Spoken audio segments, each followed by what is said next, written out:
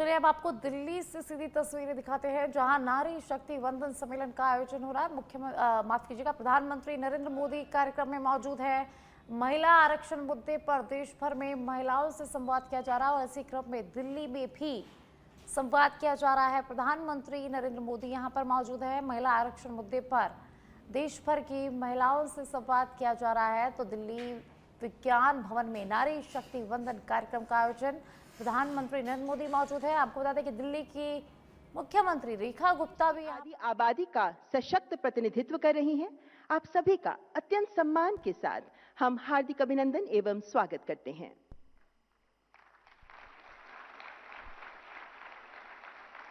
माननीय, नारी नेतृत्व का है ये नव प्रभात, जहां नारी केवल सहभागी नहीं बल्कि निर्णय की धुरी, नीति की प्रणेता और राष्ट्र की नियंता बनकर समाज की गहराइयों में परिवर्तन की मशाल जलाने को आतुर है। और इस संकल्प को साकार करने का सशक्त आधार बनेगा नारी शक्ति वंदन अधिनियम।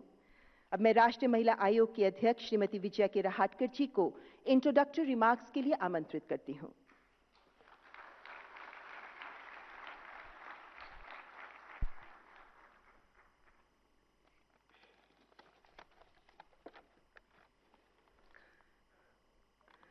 आज के नारी शक्ति सम्मेलन में आए हुए हमारे माननीय प्रधानमंत्री जी, मैं आपका हृदय की गहराई से बहुत बहुत स्वागत करती हूँ। जिनके नीतियों में नारी का सर्वोच्च स्थान है, जिनकी नियत में नारी सम्मान निहित है और जिनके नेतृत्व में देश में नारी सशक्तिकरण नई ऊंचाइयों पर पहुंच रहा है, ऐसे माननीय प्रधानमंत्री जी का और मंचासीन सभी गणमान्य अतिथियों का और आप सभी का मैं हृदय की गहराइयों से स्वागत और अभिनंदन करती हूं। हमारे अपने भारत की परंपरा में नारी केवल सहभागी नहीं बल्कि नेतृत्व करता रही है। रानी दुर्गावती, रानी अब्बक्का से लेकर पुण्यश्लोक माता अहिल्या देवी होलकर, माता जिजाऊ, क्रांति ज्योति सावित्रीबाई फूले, ये सभी उदाहरण इस बात के साक्षी है कि भारतीय महिलाओं ने हर युग में नेतृत्व की भूमिका निभाई है। यह यात्रा निरंतर चलने वाली है, संघर्ष से सशक्तिकरण तक और सशक्तिकरण से नेतृत्व तक। आज इस यात्रा को माननीय प्रधानमंत्री श्री नरेंद्र मोदी जी के नेतृत्व में एक नई दिशा और गति मिल रही है। श्रद्धेय अटल बिहारी वाजपेयी जी ने एक बार कहा था कि women hold up half the sky, so shouldn't they hold at least 1/3 of the political ground? उनके इस दूरदर्शी विचार को हमारे माननीय प्रधानमंत्री नरेंद्र मोदी जी ने नारी शक्ति वंदन अधिनियम के रूप में आज साकार भी किया है। इसके लिए हम उनका बहुत बहुत धन्यवाद करते हैं। यह अधिनियम केवल लोकसभा और विधानसभाओं में आरक्षण का प्रावधान नहीं है, बल्कि उस सोच में परिवर्तन का प्रयास है जिसने वर्षों तक महिलाओं को निर्णय प्रक्रिया से दूर रखा। यह भारत के लोकतंत्र को मात्र संख्या से आगे बढ़ाकर संवेदनशीलता की ओर लेके जाने का एक बहुत बड़ा सशक्त कदम है। हमारे माननीय प्रधानमंत्री जी ने देश के मातृशक्ति के लिए कहा था कि कैसी है हमारी देश की मातृशक्ति, तो वो मातृशक्ति वो सशक्त है, वो शक्ति है, वो सशक्त है, वो भारत की नारी है। ना कम में ना ज्यादा में, वो सब में बराबरी की अधिकारी है, वो सब में बराबरी की अधिकारी है। वही भाव नारी शक्ति वंदन अधिनियम के रूप में आज लागू हो रहा है। देश एक ऐतिहासिक क्षण का साक्षी बन रहा है। इस गौरवपूर्ण अवसर पर हम सभी भारत की आधी आबादी की ओर से माननीय प्रधानमंत्री जी का हम स्वागत करते हैं, अभिनंदन करते हैं। बहुत बहुत धन्यवाद।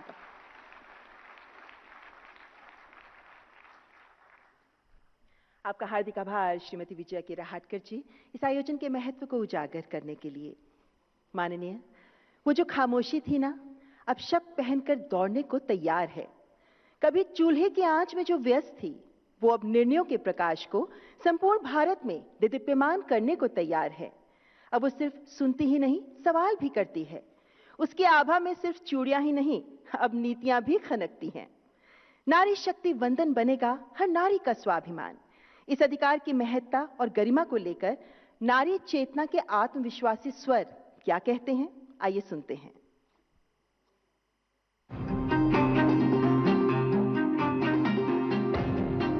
ये वंदन है नारी शक्ति का।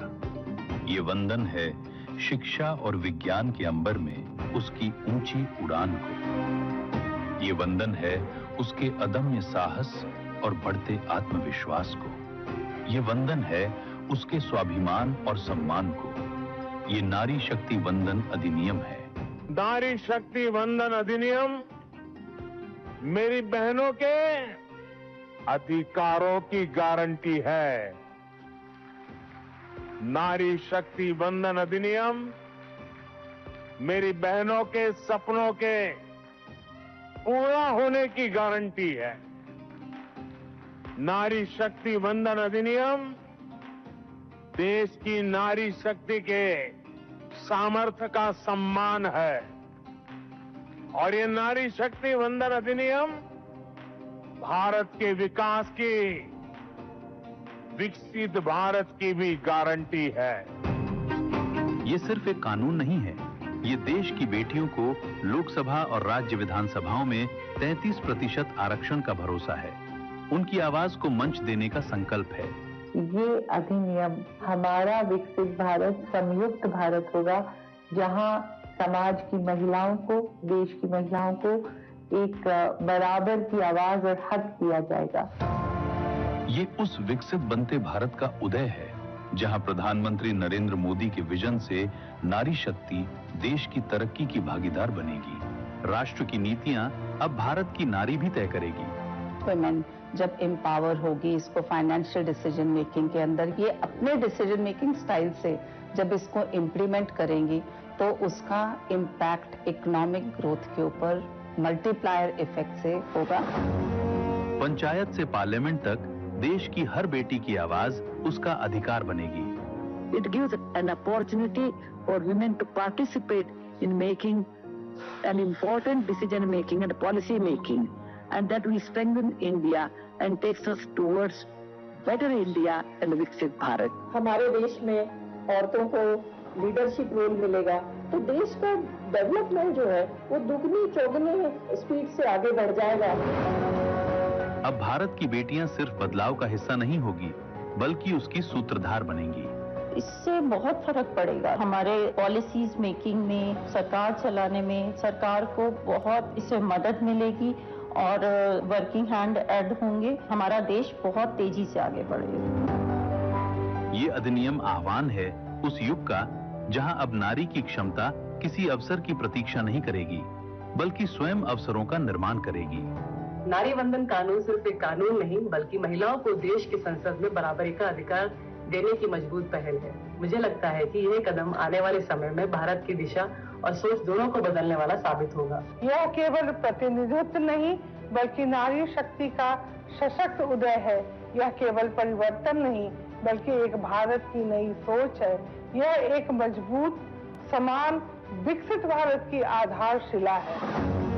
ये भरोसा है उस सामर्थ्य पर जो भारत की स्त्री को आत्मबल देगा, घर की दहलीज से निकालकर राष्ट्र निर्माण के मार्ग पर ले जाएगा। इस कानून के जरिए जब हमारी जितनी महिलाएं हैं, इतनी प्रतिभाशाली महिलाएं हैं, उनको जब भागीदारी मिलेगी, उनको अपने हुनर का एक दिखाने का मौका मिलेगा, उनकी प्रतिभा को निखारने का मौका मिलेगा और इससे हमारा भारतवर्ष ही लाभान्वित होगा। और जब नारी की शक्ति और सोच को नेतृत्व मिलेगा, तो तो भारत की विकास यात्रा नए कीर्तिमानों को छुएगी। When women are given the power of decision making, it not only brings in diversity, it also brings in their experience and makes democracy and good governance better and possible. क्योंकि ये माना गया है कि यत्र नार्यस्तु पूज्यन्ते रमन्ते तत्र देवता, और भारत की इसी गौरवशाली परंपरा को प्रधानमंत्री जी ने एक नई पहचान दी है, जिसके लिए वंदन करती हूँ, धन्यवाद करती हूँ, आभार प्रकट करती हूँ मोदी जी का और उनकी सरकार का, इनकी पॉलिसीज का, ये जो वास्तव में कहते हैं कि विमेन्स डेवलपमेंट नहीं बल्कि विमेन लेड डेवलपमेंट। मैं मोदी जी का कोटि कोटि धन्यवाद करती हूँ। मैं प्रधानमंत्री जी को बहुत बहुत बधाई देती हूँ और कृतज्ञता पेश करती हूँ। ये एक बहुत जरूरी पहल है प्रधानमंत्री नरेंद्र मोदी जी द्वारा, जिसको हम सब वेलकम करते हैं। नारी शक्ति से नव भारत। अब नेतृत्व की बारी है, नारी शक्ति वंदन की जिम्मेदारी है।